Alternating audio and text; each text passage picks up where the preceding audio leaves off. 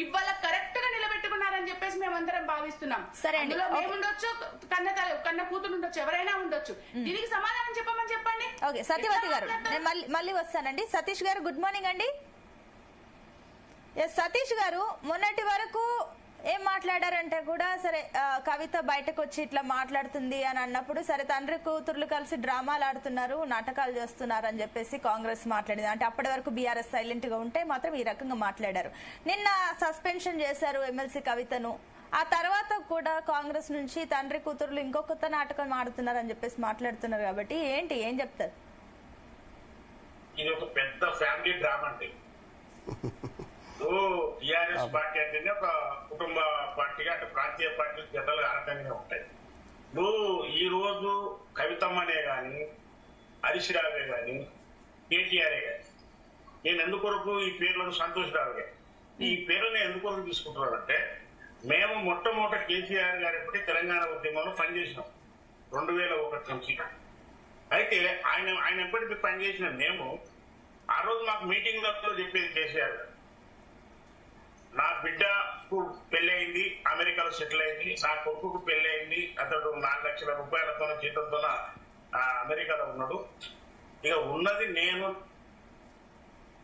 నా భార్య పౌసీని బియ్యం వండితే ఆ యొక్క అన్నం తిని నేను తెలంగాణ ఉద్యమాన్ని చేస్తానని చెప్పేసి అని చెప్పుకుంటూ ఉద్యమాన్ని నడిపి చేశారు. ఆయన ఎప్పటి మేము పనిచేసాం. అయితే ఎప్పుడైతే ఈ రాజకీయ తెలంగాణ ఉద్యమము రాజకీయంగా అంటే ఒక పార్లమెంటు విధానంలో తెలంగాణ రాష్ట్రాన్ని సాధించడం కోసం జార్ఖండ్ విషయాన్ని దృష్టిలో పెట్టుకొని అక్కడ జరిగిన ఉద్యమాన్ని శిబు సోరెన్ గారు ఏదైతే ఉన్నదో ఆయన లైన్ లో పెట్టుకొని ఉద్యమాన్ని నడపడం జరిగింది. అందరికి కూడా తెలుసు. ఎందుకంటే శిబు సోరెన్ గారు మన దగ్గరకు వచ్చాడు. ఒకవైపు రాష్ట్రం కోసం ఉద్యమం జరగాలి, ఉద్యమానికి వచ్చిన ప్రజల్ని ఓట్ బ్యాంక్ గా మార్చి రాజకీయంగా ఎంపీటీసీలే కానీ, జెడ్పీటీసీలే కానీ, సర్పంచ్లే కానీ, ఎమ్మెల్యేలుగా నిలబడాలన్నది మా టీఆర్ఎస్ పార్టీ యొక్క మూల సిద్ధాంతంగా పార్లమెంటరీ విధానంలో తెలంగాణ రాష్ట్రాన్ని సాధించాలనే యొక్క లక్ష్యంతో ముందుకు సాగింది. ఆ జరుగుతున్న సమయంలోనే 2004లో కాంగ్రెస్ పార్టీతో పొత్తు పెట్టుకున్నప్పుడు ఎప్పుడైతే రాజశేఖర రెడ్డి గారు పాదయాత్ర తర్వాత తెలంగాణ ఉద్యమం ఈ రెండు జోడీ అధికారంలోకి వచ్చారు. అధికారంలోకి వచ్చిన తర్వాత నిజానికి హరీష్ రావు గారు సిద్దిపేట నుంచి ఎమ్మెల్యే కాదు, కేసీఆర్ గారు తెలంగాణ ఉద్యమంలో అదే రకంగా కరీంనగర్ లో, సిద్దిపేటలో ఒకవైపు ఎంపీగా ఒకవైపు ఎమ్మెల్యేగా పోటీ చేశారు. అయితే కేసీఆర్ గారు అక్కడ మన కాంగ్రెస్ పార్టీతో ఏదైతే మూవ్మెంట్ చేసిండో ఆ సమయంలో ఢిల్లీలో 6 మందికి మంత్రి పదవులు ఇస్తే తెలంగాణ ప్రభుత్వం మన ఆంధ్రప్రదేశ్ లో హరీష్ రావు గారి పేరు లేదు. అందులో హరీష్ రావు గారు ఎంత బలమైన నాయకుడు టీఆర్ఎస్ ఉద్యమం అంటే టీఆర్ఎస్ పార్టీలో కేసీఆర్ గారి తర్వాత అంత పెద్ద నాయకుడు ఆయన.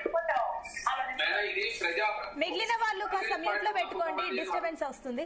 ఇక్కడ వినండి నేను చెప్పేది పూర్తిగా మీరు దయచేసి వినాలి. ఎందుకొరకంటే కవితమ్మ గారు లేరండి రాజకీయాల్లో. ఫస్ట్ తెలంగాణ ఉద్యమంలో కేటీఆర్ లేడు, హరీష్ రావు ఒక్కడే ఉన్నారు. అయితే రాజకీయంగా ఎమ్మెల్యేలుగా నిలబడే మంత్రులు అవుతున్న సమయంలో ఇక అమెరికా నుంచి కేటీఆర్ గారు దిగారు, కవితమ్మ గారు దిగారు. వచ్చేసి వాళ్ళు కూడా ఉద్యమంలో గుంట వార్పు కార్యక్రమం కానీ, ధర్నా కానీ, రాష్ట్ర కానీ వీటన్నిళ్లలో పాల్గొన్నారు. అయితే రాజకీయంగా వెలుగునిచ్చింది కేసీఆర్ గారు. కేసీఆర్ గారు లేకపోతే వీళ్ళు లేరు రాజకీయాల్లో. కేసీఆర్ గారి కానీ, కేటీఆర్ కే గాని, అదే రకంగా హరీష్ రావుకే గాని, నిన్నగాక మొన్న సంతోష్ రావుకే గాని.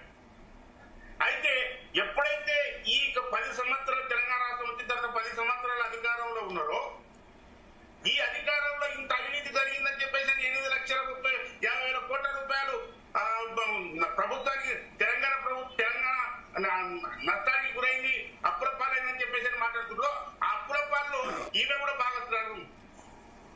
ఆ రోజు ఏ రోజు కూడా ప్రశ్నించలేదు ఈమె. హరీష్ రావును ప్రశ్నించలేదు, అదే రకంగా సంతోష్ రావును అనలేదు. ఎప్పుడైతే ఈమె లిక్కర్ స్కామ్ అంటే ఇంకోటి గమనించాలి, ఇక్కడ హరీష్ రావు గారు మంత్రి అయిన తెలంగాణ రాష్ట్రం వచ్చిన తర్వాత కేటీఆర్ అయిన మంత్రి అయితే కవితమ్మ కాలేదు. కానీ కవితమ్మ మంత్రి కావాలని చాలా బలమైన కోరిక ఉన్నది. కనుకనే మహిళా మంత్రి లేదని ఒక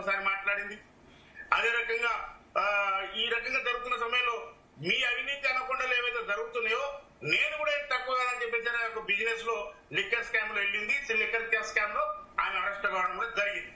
అయితే ఎప్పుడైతే ఆమె జైలు నుంచి తిహార్ జైలు నుంచి బయటకు వచ్చిన తర్వాత ఆమె మన జరిగిన బహిరంగ సభ తర్వాత క్లియర్ కట్ గా వరంగల్లో జరిగిన సభ ఏదైతే ప్లీనర్ ఉన్నదో ఆ సభ తర్వాత ఆమె వాయిస్ బయటికి తీసుకొచ్చింది. అయితే అప్పుడు తీసుకొచ్చింది ఎవరి మీద? కేటీఆర్ మీద. ఇవన్నీ యొక్క స్కామ్లు ఇవన్నీ జరుగుతున్న సమయంలో ఇప్పుడు మన ప్రస్తుతం ఎవరితో మాట్లాడింది ఆమె? సంతోష్ రావు, ఆ తర్వాత హరీష్ రావు. ఈ కాళేశ్వరం ప్రాజెక్ట్ లో ఆ రోజున ఇరిగేషన్ మంత్రిగా ఉన్న హరీష్ రావు గారు ఇటువంటి అవినీతి చేస్తున్న సంగతి ఆమెకు ఆ రోజు అధికారంలో ఉన్నప్పుడు తెలుసు కదా. ఆ రోజు ఎందుకని లేదు? మెగా కృష్ణారెడ్డి గారిది, మెగా కృష్ణారెడ్డి ప్లస్ సంతోష్ రావు ప్లస్ హరీష్ రావు, ఈ ముగ్గురు కలిసి మా నాయన పేరు బదనాలు చెప్తున్నారు అని చెప్పేసి ఈ రోజు బహిరంగంగా వచ్చి మాట్లాడింది కదా. మేము ఒకటే చెప్తున్నాం, ఈ రోజు హరీష్ రావును సంతోష్ రావును కేసీఆర్ కు దూరం చేసి టీఆర్ఎస్ పార్టీకి దూరం చేసే కార్యక్రమంలో ఫ్యామిలీ డ్రామా నడుస్తున్నట్టుగా స్పష్టంగా కనబడుతుంది. అయితే ఈ రోజు స్పష్టంగా ఒకటే చెప్తున్నాం, మేము ఏదైతే గోల్స్ కమిషన్ వేసినామో కమిషన్ వేసినాం. మేము అసలు ఏం జరిగిందని విచారణ చేయమని చెప్పేసి అని చేసినాం. అందులో ఆయన ఇచ్చిన రిపోర్ట్ ఏంటంటే పూర్తిగా ఈ ఎంప్లాయీస్ ను వాళ్ళందరినీ కూడా ఇంజనీర్లందరినీ కూడా విచారణ చేసిన తర్వాత ఒక రిపోర్ట్ ఇచ్చిండు. ఆ రిపోర్ట్ స్పష్టంగా చెప్పిండు ఏ నిర్ణయం అయినా ప్రభుత్వం తీసుకోవాలి అని చెప్పేసి ఎవరి పేరు కూడా చెప్పలేదు. అవినీతి జరిగిందని ఎందుకు చెప్తున్నాం ఏమంటే ఆ యొక్క 3 సంవత్సరాలు ఆ ప్రాజెక్టు కుంగిపోయిందంటే దాంట్లో సిమెంట్ తక్కువ చేసిండ్రా లేకపోతే ఏం తక్కువ చేసిండ్రు? సతీష్ గారు మళ్ళీ మాట్లాడదామండి. సతీష్ గారు మళ్ళీ మాట్లాడదాం. వినోద్ కుమార్ గారు గుడ్ మార్నింగ్ అండి. సిబిఐకి అప్పచెప్తే సతీష్ గారు చేసి పెడతారు, అప్పుడు పడతాయి శిక్షలండి. అయితే దీంట్లో చరితమ్మ గారు మా నాన్న చాలా పవిత్రవంతుడు, మహాత్మా గాంధీ తెలంగాణ రాష్ట్రం తెచ్చినోడు, ఆయనకు ఒక మరక వెళ్తురు మీరు అని చెప్పేసి శ్రీనివాస్ గారు హరీష్ రావు మీద చిన్నమ్మ కొడుకైనా సతీష్ గారు నేను మళ్ళీ వస్తాను. ఒక నిమిషం మళ్ళీ వస్తానండి. మిగిలిన వారు కూడా మాట్లాడాలి. బీజేపీ నుంచి అల్జాపూర్ శ్రీనివాస్ గారు కూడా జాయిన్ అయ్యారు. శ్రీనివాస్ గారు గుడ్ మార్నింగ్ అండి. నేను మళ్ళీ వస్తానండి. వినోద్ గారితో మాట్లాడి మీ దగ్గరకు వస్తాను.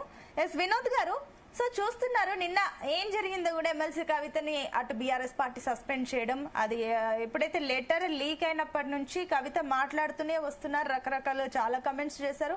మనం కూడా చర్చించుకున్న సందర్భాలు ఉన్నాయి. కవిత ఎందుకు ఇలా మాట్లాడారు, కొత్త పార్టీ పెడతారా ఏంటి అని రకరకాల ఊహాగానాల నడుమ ఎట్టకేళ్లకు నిన్న సస్పెన్షన్ అయితే జరిగింది. ఇంతవరకు రావడానికి గల కారణం ఏంటి? ఒకటేమో కవిత వెనక అటు రేవంత్ రెడ్డి ఉండి మాట్లాడిస్తున్నారు అని చెప్పేసి మొన్నటి వరకు అన్నారు. ఇప్పుడు కాదు, కవితనే వచ్చేసి అటు హరీష్ రావు సంతోష్ రావు వెనక రేవంత్ రెడ్డి ఉన్నారని చెప్పేసి మాట్లాడుతున్నారు. సో చూస్తుంటే అంతే మళ్ళీ కొత్త పార్టీ ఏర్పాటయ్యే యోచనలు, అటు జాగృతి ఉంది, పరిస్థితులు అంత తారుమారైపోతుంది బీఆర్ఎస్ లో. ఏంటి ఏమనుకుంటున్నారు దీనిపైన? మీ అనాలిసిస్ ఏంటి? ముఖ్యంగా ఇది ఒక ఫ్యామిలీ డ్రామా అండి. ఇప్పుడు ఫ్యామిలీలో విపరీతమైన అవినీతి జరిగింది. విపరీతంగా వారి పరిపాలన 10 నెలల్లో విపరీతమైన అవినీతి. ఒకరు ఫార్మా ఇండస్ట్రీ చూసుకుంటే ఇంకొకరు రకరకాల ఇండస్ట్రీలను పంచుకున్నారు. వీళ్ళంతా భూములను, రియల్ ఎస్టేట్లను, ఇట్లా అనేక రకాల దందాలు చేసి లక్షల కోట్లకు ఎదిగింది వీళ్ళంతా. సో పంపకాల్లో తేడాలు వచ్చినాయి. పంపకాల్లో తేడాల వల్ల సమస్య కీలకంగా మారింది. రెండవది, అధికారము పోయిన తర్వాత ఇంకా వీళ్ళకి మళ్ళీ అధికారం రావాలంటే రేపు ఈమె